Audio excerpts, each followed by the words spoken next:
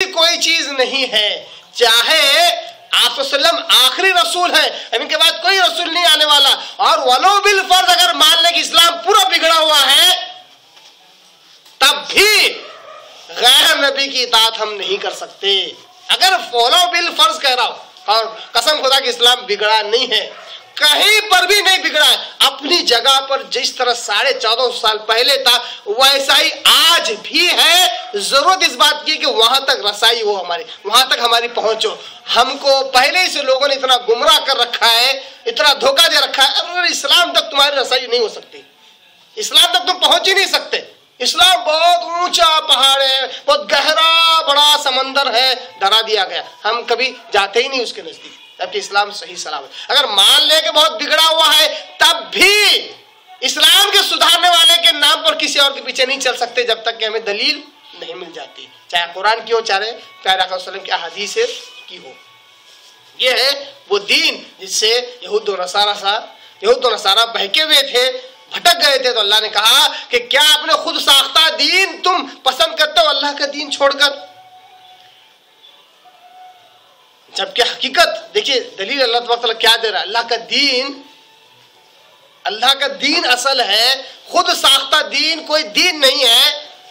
اللہ اس کی دلیل دیتا ہے وَلَهُ أَسْلَمَ مَنْ فِي السَّمَاوَاتِ وَالْأَرْضِ طَوْعًا وَكَرْهًا، کہ لوگوں دیکھو جو کچھ آسمانوں میں ہو، جو کچھ زمین میں، سب کے سب اللہ کے آگے جھکے ہوئے ہیں، سجدہ کرتے ہیں، چاہے خوشی خوشی ہو چاہے نہ خوشی ہو۔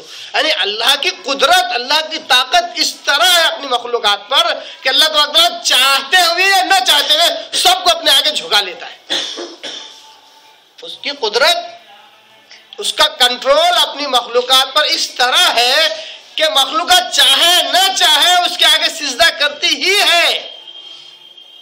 اب انسان کو اللہ نے اختیار کیا دے دیا، اس نے اپنے اختیار کا غلط فائدہ اٹھا لیا، نہ خوشی خوشی جھکنے کی کوشش کرتا، نہ ہی جبرن جھکنے کی کوشش کرتا ہے۔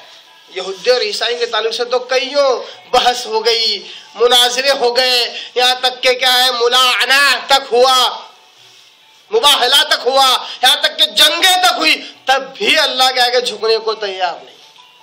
اللہ نے کہا تو کون سا دین پسند کر رہے ہو؟ سب کچھ ثابت ہو گیا تب بھی میرے نبی پر ایمان نہیں لاتے ہو۔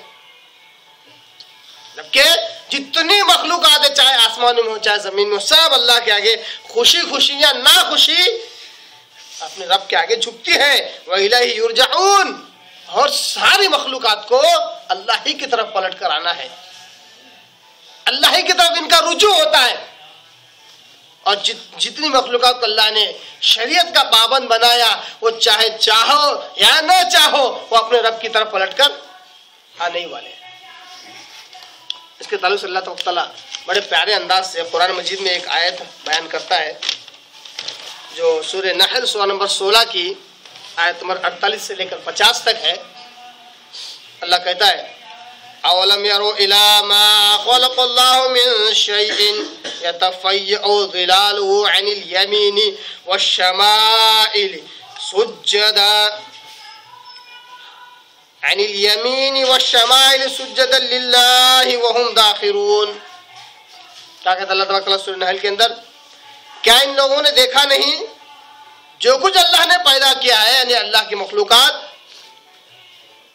کئی مخلوقات ایسے کہ کسی ایک مخلوق پر غور نہیں کیا۔ دیکھیے آیت یہاں اللہ کی وحدانیت ثابت کرنے کے لیے، وہیں پر آیت سائنس کو بھی ثابت کرتی ہے۔ سائنسدانوں کے لیے بہت سارے لمحے فکریہ چھوڑ دیتی ہے تاکہ غور کریں اور کسی نئی تحقیق کی طرف پہنچ جائے۔ کیا کہتا اللہ تبارک تعالیٰ علم یروا الی ما خلق اللہ من شیء، اللہ کی مخلوقات میں کیا کسی ایک مخلوق پر بھی ان لوگوں نے غور نہیں کیا، کسی ایک مخلوق کو بھی نہیں دیکھا؟ گویا کہ ہر مخلوق میں یہ صفت پائی جاتی ہے۔ غور کیجیے آپ، کیا زبردست آیت ہے۔ ہر مخلوق میں یہ صفت پائی جاتی ہے، کیا یتفیع ظلال، کہ اس کا سایہ گرتا ہے۔ اس کا اللہ نے کل مخلوقات بات کی طرف اشارہ کرتے ہوئے کہا اللہ کی ہر مخلوق میں، کیا تم نے غور نہیں کیا کہ ہر مخلوق میں کسی بھی معمولی سے معمولی مخلوق کو لے لو اس کا بھی سایہ گرتا ہے. کیسے گرتا ہے؟ عن الیمین والشمائل، دائیں جانب کہیں بائیں جانب، سجدا للہ، اسی ذریعے سے وہ اللہ کو سجدہ بھی کرتے ہیں. وہ کہ اللہ ان کا سایہ چاہے چاہتے ہوئے چاہے نہ چاہتے ہوئے ان کا سایہ گرتا ہے، اور رب کے آگے صبح صبح ایک مرتبہ سجدہ، اور جب سورج غروب ہوتا ہے ایک اور مرتبہ سجدہ. 2 مرتبہ اللہ تبارک تعالیٰ کی ہر مخلوق اللہ کو سجدہ کرتی ہے. اس طرح وہ رب کے آگے جھکتے ہیں. اس آیت سے ایک اور نقطہ معلوم ہوا کہ اللہ نے ہر مخلوق کا تذکرہ کیا اور کہا کہ میری ہر مخلوق کا سایہ گرتا ہے. کوئی مخلوق ایسی نہیں جس کا سایہ نہ گرتا ہو. اب بہت بڑا سوال کھڑا ہوتا ہے، کیا حضرت محمد مصطفیٰ صلی اللہ علیہ وسلم مخلوق ہے یا خالق ہے؟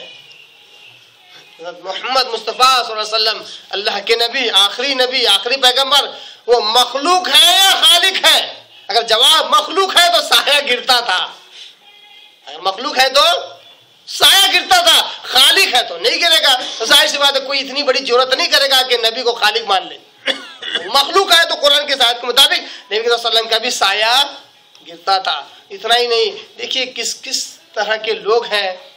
اور اصل جو علماء سو جو ہوتے ہیں، جو جاہل علماء ہوتے ہیں، وہ عوام کو بھیڑ بکریوں کی طرح انہیں بیوقوف بناتے رہتے ہیں. ایک تو کئیوں بیانات میں چیخ کر چلا کر مائک پھاڑ کر یہ بیان کر دیا کہ نبی نور سے بنے ہوئے سایہ ہی نہیں تھا.